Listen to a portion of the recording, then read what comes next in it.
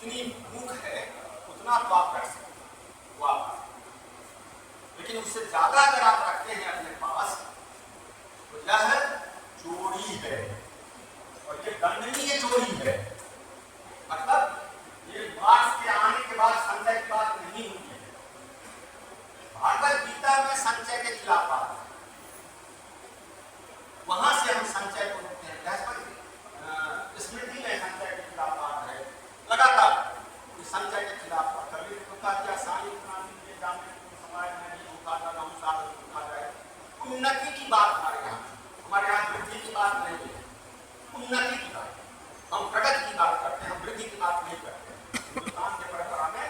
लेकिन उसके साथ जब कहते शास्त्रों दंड बढ़ेगी तो फिर दंड का भी प्रावधान है। ये लोकतंत्र में दंड चल नहीं सकता है, दंड का प्रावधान है। उसको कस्टमाइज आप कैसे करेंगे, बोला पर वो है द्वापम भस निदेश तब्दू गले पर भाव दृढ़ाम से लाभ धनवंत मदातारम दरिद्रम सा तपस्विना।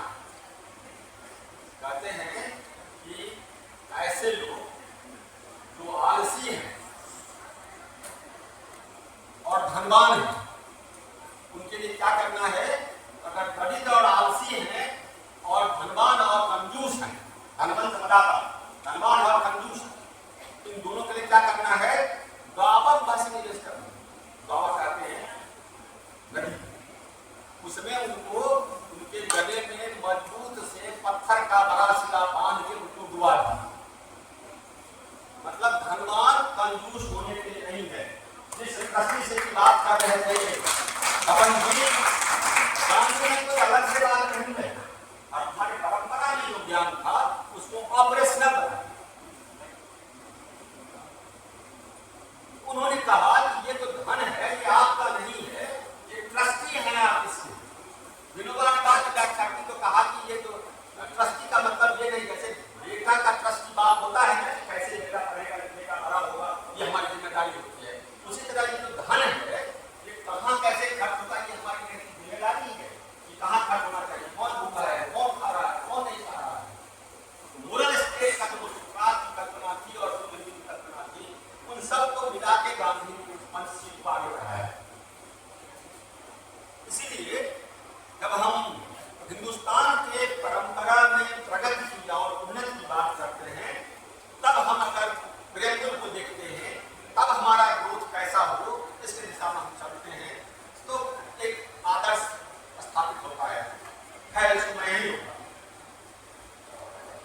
जो प्रयास हमारे वहां हुए, उन्हें कार्यता है। हिंदुस्तान में जो इंस्टीट्यूशनल रिफॉर्म्स हुआ, उन्मूलन का, इससे मजबूत और क्रांतिकारी परिवर्तन हुई है। उन्मूलन के लिए नियम बने, प्लान इकोनॉमी और कम्युनिटी डेवलपमेंट का समन्वय बना, सेकेंड ऑन हाइपोथेसिस हमने अपनाया। और अगर ये काम नहीं किया तो बाद में कह रहे थे तब हम टारगेट अप्रोच पर आए। मार्शल गुवट का कंसेप्ट आ गया, अमर सेन का, और जब नहीं टारगेट अप्रोच में जहां जहां गरीबी है तो उसको आप आगे देख लें तो शायद चीजें बदल जाएंगे, क्योंकि रिस्क तो जाने का। तो ग्रोथ का मॉडल ऐसा हो कि वो अपने आप पहुंच जाए, अगर नहीं पहुंच रहा है तो स्टेट आगे आए और उसे पहुंचाएगा। जब टारगेट अप्रोच फेल होने लगा तो बेसिक रिसर्च होगा और उसके बाद इंक्लूसिव की बात हो रही है। इसी दौर में दूसरे तरफ इकोनॉमिक रिफॉर्म्स की बात हुई, जहां हमारे स्टेट के भरोसे सब कुछ नहीं, बाजार के भरोसे भी अच्छी बात, बाजार के भरोसे भी छोड़ना चाहिए। लेकिन जब बाजार कमाए तो बाजार का, संकट मिल जाए तो स्टेट भरे, ये नहीं होगा।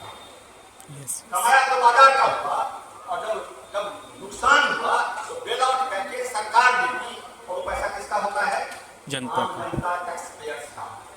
अगर मुनाफे जिसे आप रखे होते पूरे दिन के लिए, जैसे ने जो पढ़ाया हम लोगों को लिक्विडिटी प्रेफरेंस में कि कारण से अपने पास रखते हैं। एक होता है ट्रांजेक्शन मोटिव, दूसरा होता है प्रिकॉशनरी मोटिव, जो कल बुरे दिन आएंगे तो उसके लिए आपके पास पीएफ है, पेंशन है, बाकी सारे, या जिनके पास नहीं है उनके लिए बाकी तरह से जो सरकार की योजनाएं हैं उनके साथ बनता है। और तीसरा है प्रॉफिट, मार्केट कमांड के साथ। दोनों के प्रिकॉशन